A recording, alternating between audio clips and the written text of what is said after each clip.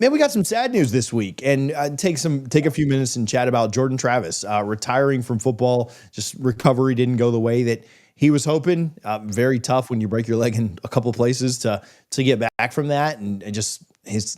I've seen some people respond and say that they've had similar things, and they were kind of never the same after that, and so that sucks, man. You kind of wanted to see a kid that came here and wasn't even allowed to throw the ball, and turned into one of the best quarterbacks to ever play at FSU. Like to see, what he could potentially do at the next level. I don't know that I had, Pat Mahomes type aspirations for him when he came out of college, but you just never know. Right. And so I think it would have been cool to see what he could do in some NFL situations. It kind of sucks that we'll never see that, but I will talk more about like where, his place and other aspects of this, but it was sucky to see Jordan, have to hang it up, unfortunately, just due to the medical stuff. Yeah, and I have no idea, or no doubt that he is going to be successful in whatever he does. Just looking at his resilience factor coming out of high school, he wanted to come to Florida State, but Jimbo was recruiting elite quarterbacks at the time, and they were saying yes, so there just wasn't a spot.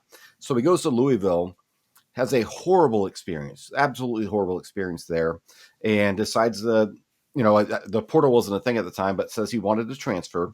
And Willie Taggart at the time was desperate for any quarterback that would say yes. So obviously here's a potential fan favorite, right? His brother Devin was a phenomenal baseball player at Florida State, went on to play for the Blue Jays. So he's like, all right, I'll bring this kid in. And as TJ said, he was horrible his first year here. When he threw the football in practice, it looked like there was a 80-mile-an-hour wind gust coming back at him to where the ball would just hang up there and he just couldn't do anything.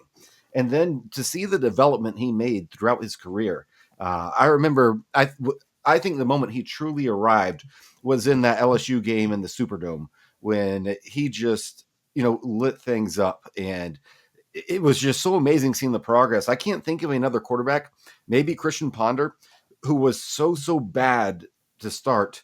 I guess you could somewhat make an argument for Charlie, but became a truly all-time great at Florida State. And it wasn't just the growth he made in his performance, but his teammates all loved him. Like he was best friends probably with half that team. And, it sucks that it didn't work out because I would have loved to see him in the NFL to see it.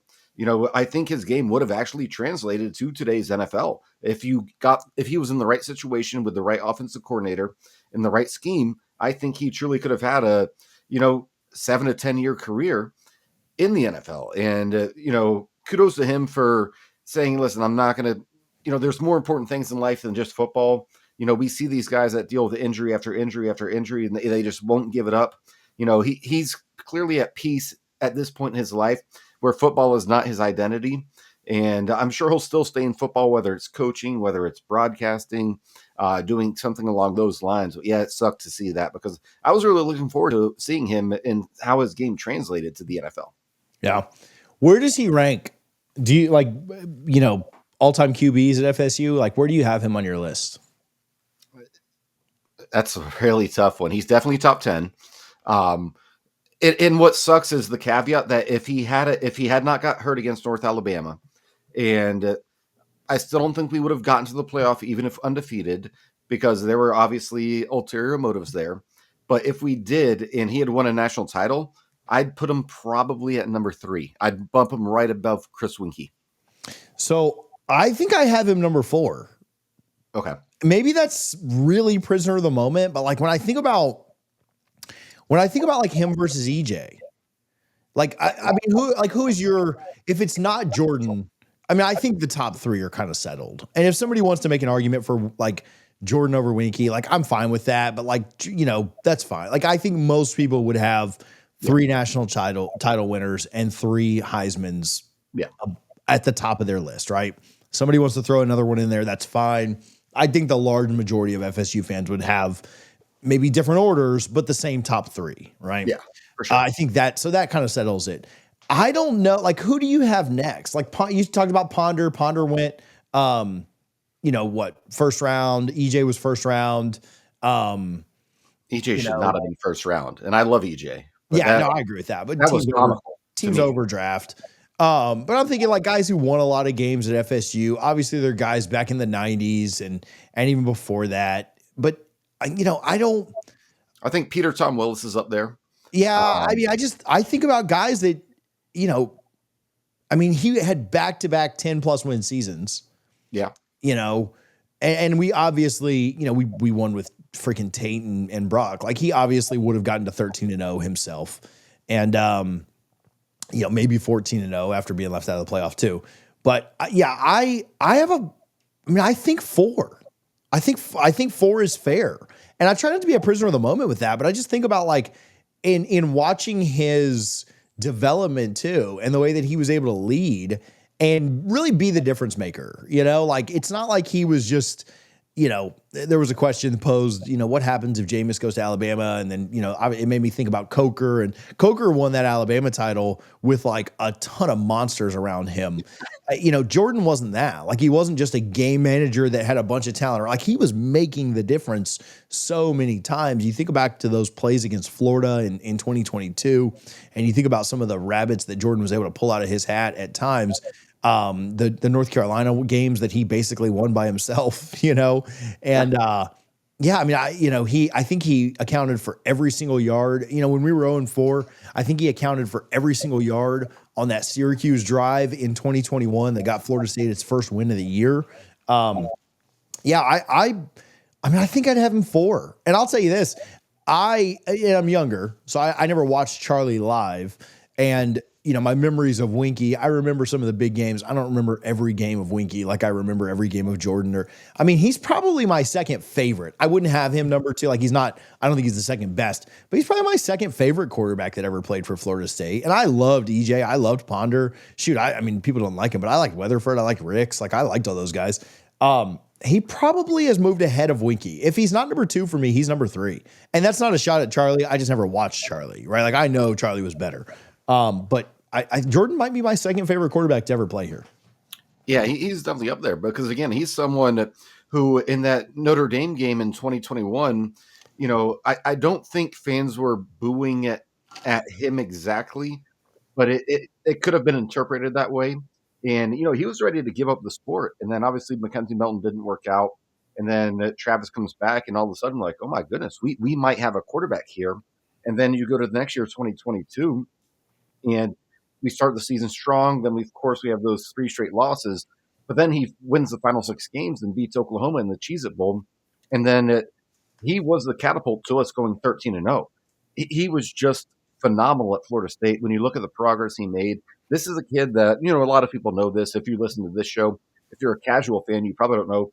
He strongly considered giving up football during his time at Florida State because he said that this just isn't for me. And he considered changing positions at one time as well. He said, I'll play wide receiver if I have to. And, Mike Norvell and Tony Tokars, to their credit, they said, no, you're a quarterback. And look what he turned into. Yeah, he's definitely, top 10 easy. I would say top 5 for sure, especially in my lifetime. Um, if Winky didn't have the Heisman and national title, I think I'd have Jordan at number 3. But those things do matter. And for that reason, I think number 4 is appropriate. Yeah.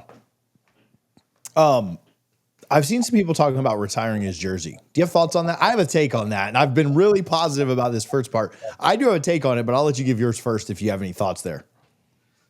I don't think it's as bad of an idea as retiring Shedeur Sanders' jersey at Colorado. However, but when you think of Florida State folklore, I don't think his jersey should be retired, at least not in the immediate future. Maybe, 10, 20 years down the line, you look back and say, yeah, what he did was actually phenomenal, and that could be a discussion, but that's not even in consideration for me at this point. Yeah, I love Jordan, and I just admitted that he's probably my second favorite quarterback ever to play at Florida State. I think I'm a hard no on this. Yeah. I think that certainly nothing anytime soon. Like it took 10 years for them to do anything for Jameis. In fact, they didn't even retire Jameis's jersey. They let Deuce freaking Spann wear that thing. And so I mean, first of all, we don't even retire jerseys. Yeah. Second of all, like immortalizing a guy or putting them into the Ring of Honor or doing something like that, maybe that. Certainly no on retiring jerseys. Like I'm good never retiring another jersey ever. If we're not going to retire number 5 or number 9, we don't ever need to retire another jersey again. And eventually you run out of numbers, right? You can't do it for everybody. So, but it took 10 years for us to do that for Jameis. I don't think we should have that discussion with Jordan or anyone else until at least that long. And then I think you have to look at like, okay, well, what was won? What is the standard? Yes, the way things finished were incredibly tragic and still kind of break your heart today. But that doesn't mean that you change up what you've done for 40 years because of a freak injury or something like that. So I'm a hard no on Jersey. If they want to kind of immortalize him like they have where they, retire I don't even know what they call that now, where they retire the player, I guess. I don't, I don't know. What do you call that? Like what they did for Retire James? the jersey, but they don't retire the number. Yeah, they retire the jersey, but so like, I don't know. Like Like I guess whose I'm okay numbers are with retired? Dion, Dion Brooks, Charlie, me. Charlie, but Jalen got to wear it, but that was only because of Yeah. Charlie's blessings. Yeah, it's mostly old stuff. Yeah. As So it yeah, should be. I don't know. Like in 10 years or so, that'd be fine, I suppose. But nothing. I'm not retiring any numbers or anything like that. Like No. and I don't. And I'm even kind of lukewarm on doing anything in general. I think mostly that's retired for just absolute legends. And so you win a Heisman, you become an All-American, things like that. I think it's a little bit different. So I don't know. Not trying to be negative on the take, but I still love Jordan, even by Love saying what Jordan did for us. Absolutely.